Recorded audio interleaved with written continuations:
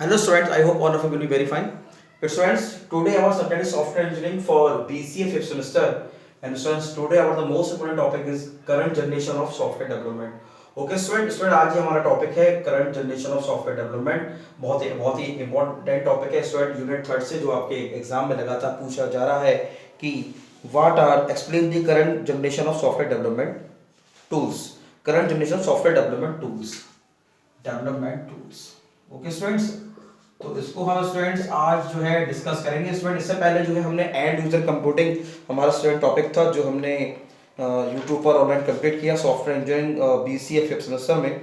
और स्टूडेंट आज जो है हम इसी के ही रेस्पेक्ट में, इसी की सीक्वेंस में हम स्टूडेंट जो है आज शुरू करने जा रहे हैं explain the various current generation of software development tools.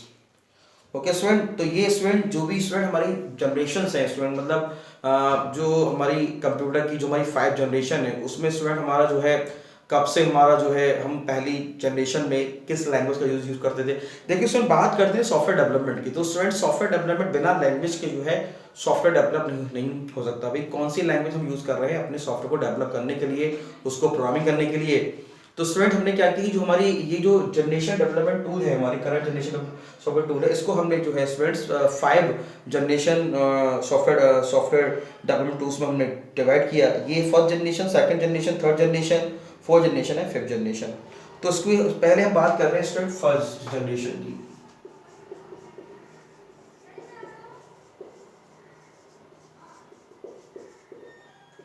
Okay student, देखिए फर्स्ट जनरेशन क्या है। तो देखिए फर्स्ट जनरेशन स्टूडेंट हम जाते हैं कि जैसे सपोज दैट अगर मान लो उस टाइम स्टूडेंट जो हम अगर हम लैंग्वेज की बात करें तो स्टूडेंट उस टाइम जो लैंग्वेज जो यूज हुई वो स्टूडेंट हुई मशीन लैंग्वेज। यानी कि मशीन लैंग्वेज जो स्टूडेंट क्या होती है वो हमारी जो भी हार्डवेयर इंडिपेंडेंट होती है। और सबसे जो इसमें स्टूडेंट जो सबसे जो वर्स्ट अगर बात है, बिकॉज इस लैंग्वेज को स्टूडेंट अंडरस्टैंड कर पाना इतना आसान नहीं होता है, क्योंकि ये स्टूडेंट 0 और 1 फॉर्म में जो है लिखी जाती है। और जो प्रोग्रामर होते हैं स्टूडेंट उनको इस लैंग्वेज को जरा कोडिंग करना बहुत ही ज़्यादा मुश्किल होता है। ओके स्टूडेंट्स, तो the first generation programming language is machine level programming language. Originally no translator was used to compile और assemble the first generation language. Yes, अब स्टूडेंट जैसे मान लो यहाँ बात आ रही है कंपाइलर और इंटरप्रेटर की, तो स्टूडेंट कंपाइलर और इंटरप्रेटर जैसे कि हमको पता है ये भी स्टूडेंट हमारे सॉफ्टवेयर्स होते हैं जो कि स्टूडेंट क्या करते हैं मशीन लेवल लैंग्वेज में जो लिखे गए कोड्स हैं तो हम उसको स्टूडेंट जो है वो हाई लेवल लैंग्वेज में चेंज करते हैं, मतलब हाई, ताकि मतलब हम उसको मतलब इजीली अंडरस्टैंड कर सकें। मतलब high level students high level language को मशीन लेवल लैंग्वेज में कन्वर्ट करते हैं ताकि हम जो है उसको इजीली अंडरस्टैंड कर सकें और इजीली कंप्यूटर अंडरस्टैंड कर सके ताकि वो उसको उसके सोर्स कोड को जो है आउटपुट उसका दिखा सके। मतलब कंपाइलर का काम स्टूडेंट क्या है कि वो हमारी जो है हाई लेवल लैंग्वेज को जो है वो मशीन लेवल लैंग्वेज में कन्वर्ट कर देता है ताकि कंप्यूटर उसको अंडरस्टैंड कर सके। लेकिन जो हमारी फर्स्ट जनरेशन है जिसमें हम मशीन लैंग्वेज का यूज करते थे तो उस टाइम कंपाइलर और इंटरप्रेटर नहीं बने थे। ठीक है, नो ट्रांसलेटर और compiler assemble the first generation language. The first generation programming instruction were entered through the front panel switches of the computer system. मतलब front panel के और switches के द्वारा जो है वो इसमें इंस्ट्रक्शन जो है फॉलो किए जाते थे। The first generation programming language, इसको हम 1GL बोलते हैं। First generation language is grouping of programming language that are machine level language used to program first generation computer. The instruction were given through the front panel switches of these computer directly to the CPU. मतलब front panel से हम switches से हम उसको use करते थे जो कि डायरेक्टली सीपीयू को इंस्ट्रक्शन भेजते थे। There were originally no compiler और front panel switches these computer direct to the CPU. These were originally no compiler or assembler to process the instruction in 1GL. मतलब कहने मतलब ये है कि assembler और compiler नहीं थे 1GL को प्रोसेस करने के लिए। The instruction in first generation language are made of binary numbers represented by ones and zeros. जैसे मैंने स्टूडेंट आपको बताया कि बाइनरी फॉर्मेट में, यानी कि इंस्ट्रक्शन जो होते हैं स्टूडेंट हमारे फर्स्ट जनरेशन में बाइनरी फॉर्मेट यानी कि इस तरीके से वंस और जीरो यानी कि बाइनरी फॉर्मेट में लिखे जाते थे।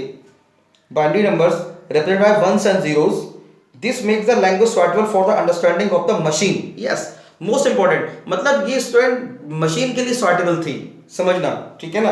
The makes language suitable for understanding of the machine but very much more difficult to interrupt and learn by the human programmer. भाई भाई प्रॉब्लम तो स्टूडेंट मतलब ह्यूमन ही करेंगे, तो उसके लिए अंडरस्टैंड कर पाना बहुत मुश्किल सा ह्यूमंस के लिए वंस और जीरोस को। Also known as first generation language. The main अब स्टूडेंट्स का एडवांटेज क्या है? The main advantage of programming first year is the code for run very fast and very efficiently. Code बहुत fast run होता था, बहुत ही इफिशिएंटली के साथ, प्रिसाइसली बिकॉज द इंस्ट्रक्शन और execute directly the CPU. CPU उसको डायरेक्टली उसको एग्जीक्यूट करता था, किसी कंपाइलर या इंटरप्रेटर की आवश्यकता नहीं थी उसको मतलब अंडरस्टैंड करने के लिए, तो उसको डायरेक्ट उसको एग्जीक्यूट करता था। बिकॉज मशीन लैंग्वेज है तो उसको कन्वर्ट करने की तो आवश्यकता है नहीं, तो सीपीयू उसको डायरेक्टली एग्जीक्यूट कर देगा। One of the main disadvantage of programming low level is that when the errors occurs the code is not easy to fix। yes, जब उसमें एरर्स आती थी तो कोड को फिक्स करना इतना आसान नहीं था, बिकॉज वंस और जीरोस में कोड लिखे जाते थे, एरर ढूंढना इतना आसान नहीं था, उनको फिक्स करना इतना आसान नहीं था। The program is written is as a binary instruction consisting of zeros and ones. This language is very much adapted to a specific computer and CPU, and code portability is therefore significantly reduced in comparison higher level of language। तो कहने मतलब student क्या है कि जो student drawback थे उसी drawback के कारण जो है मतलब मशीन लैंग्वेज को जो है यूज नहीं किया गया। ठीक है, तो ये स्टूडेंट एक बहुत बड़ा एक हम बोल सकते हैं फिनोमेना है कि हम जो है मशीन लैंग्वेज को जो है फिर जो इसकी लिमिटेशंस थी उसको हमने ओवरकम किया और ये हमने किया। तो स्टूडेंट यही है कि भाई मशीन डिपेंडेंट थी, डिफिकल्ट, इसका डिसएडवांटेज ये भी है कि डिफिकल्ट टू प्रोग्राम है, एरर पहुंच जाता है और डिफिकल्ट टू मॉडिफाई है। ठीक है, इसी कारण से स्टूडेंट जो है मशीन लैंग्वेज में फिर जो है हमारी अगली जो जनरेशन है वो स्टूडेंट्स है हमारी सेकंड जनरेशन, जिसमें हम स्टूडेंट असेंबली लैंग्वेज का हमने यूज किया। सेकंड जनरेशन की बात करें,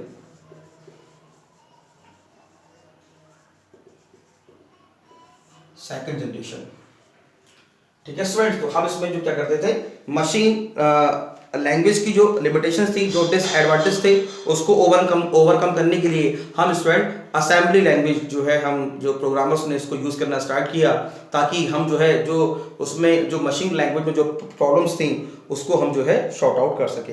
तो second generation programming language is also known as assembly language.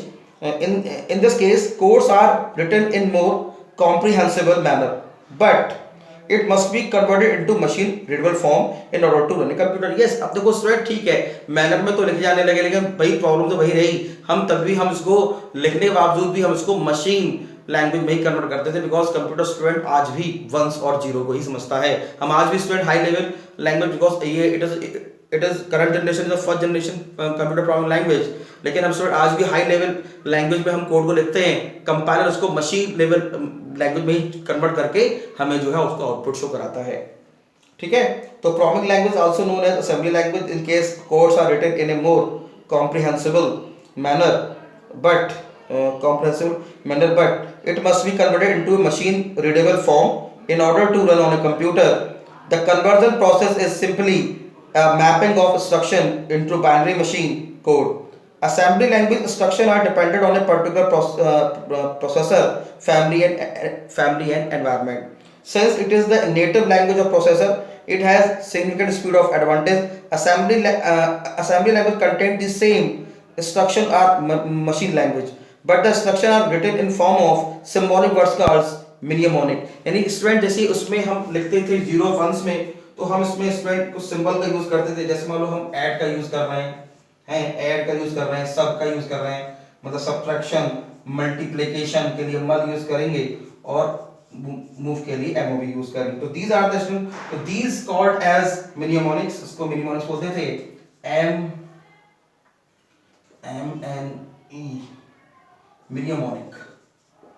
Okay student, तो इसका यूज करने लगे हम असेंबली लैंग्वेज में। तो ये स्टूडेंट हमारी मशीन लैंग्वेज थी, ये हमारी मशीन लैंग्वेज है हमारी फर्स्ट जनरेशन में, और this is your assembly language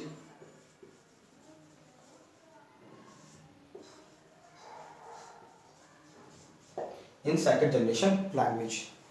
okay students, तो assembly language programmers are translate into machine language by a program called as assembler। yes, मतलब जो थे मतलब जो असेंबली लैंग्वेज में जो प्रोग्राम लिखे जाते थे और जो ट्रांसलेट करते थे उस प्रोग्राम को, वो कहलाए असेंबलर। Okay, तो assembly language are similar to machine language, but these are much easier to program in because they allow programmer to suitable name for numbers. Yes student, मतलब जो overcomes थे में suitable name of number, जैसे मतलब student कहता है कि भाई असेंबली लैंग्वेज में क्या हुआ, सबसे इंपॉर्टेंट चीज क्या हुई कि भाई ऐड और सब, मतलब कि कहने मतलब ये है कि जहां हमें कोड को लिखने में इतनी दिक्कत होती थी वंस और जीरो के फॉर्मेट को, हम जो है ये हम लिखने लगे। तो मतलब write numeric code for instruction complete in instruction set, write the storage location of data instruction is numeric form, हम न्यूमेरिक फॉर्म में नोट करने लगे। Keep track of storage location data instruction while writing a program. ठीक है students, तो ये एक बहुत ही अच्छी मतलब बात हुई। हमने क्या किया कि जैसे स्टूडेंट जैसे मान लो कि अभी हमें हम अगर इसमें का कोई प्रोग्राम लिखेंगे तो हमें ऐड करना है, तो हमें 1100 की जगह हम क्या लिखेंगे, हम ऐड हम लिखेंगे using add instead of binary 1110। ठीक है, अगर मान लो हमें जैसे मान लो हमें 11 जैसे स्टूडेंट मान लो हमें 1110 बाइनरी में लिखना है, तो हम इसकी जगह क्या लिखेंगे, हम इसकी जगह लिखेंगे ऐड। और हमें जो है अगर हमें जो है अगर सब लिखना है सब, तो सब के लिए स्टूडेंट क्या लिखेंगे 1111 लिखेंगे, तो ये हमारा हो जाएगा सब। ठीक है, तो ये इसके लिए ये इसके लिए यानी फॉर सब, और ऐसे ही करके स्टूडेंट तो मतलब अब देखो सर ऐड और सब को स्टूडेंट प्रोग्रामर को मतलब याद रखवाना काफी इजी है बजाय इन कोड्स के। तो ऐड और सब इसका हम जो है स्टार्ट मतलब start programme start data set aside and address for first. तो इस तरीके से स्टूडेंट इन सिंबल का यूज करके हम अपने प्रोग्राम को मोर कन्वीनियंट मतलब बनाने लगे। तो second generation programming language is generation way to categorize assembly language. These terms was coined to provide distinction from a higher level of third generation programming language such as COBOL. Yes, sir, common object business oriented language का student use होने लगा, and the entire machine code language. Second generation programming language have following properties. The code can be read and written by programmer.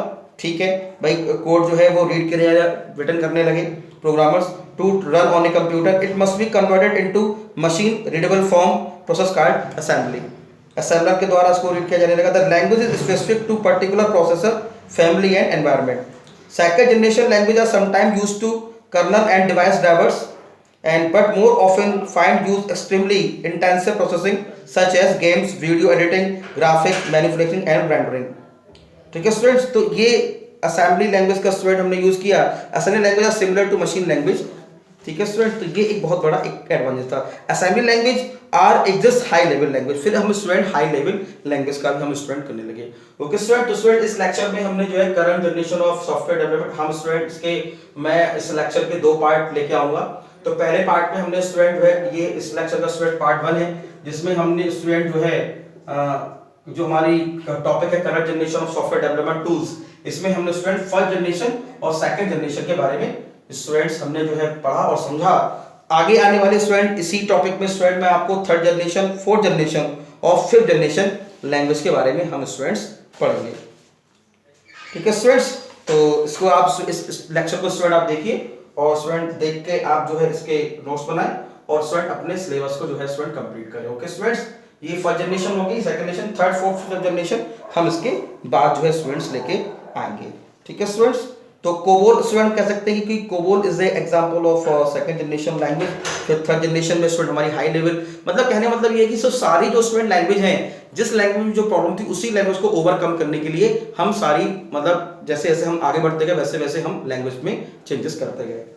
Okay students, तो आप student lecture को देखिए और समझिए। Thank you very much.